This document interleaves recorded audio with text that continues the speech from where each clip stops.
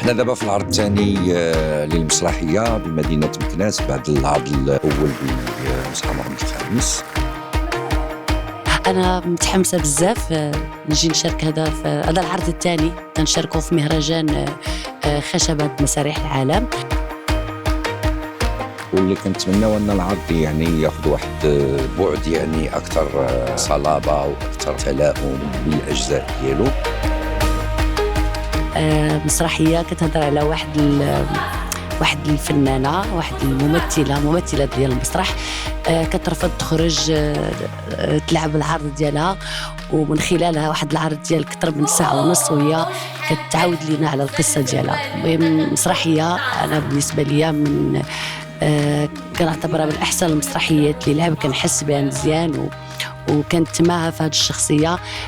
كنتمنى ان شاء الله تنال رضا واعجاب الجمهور.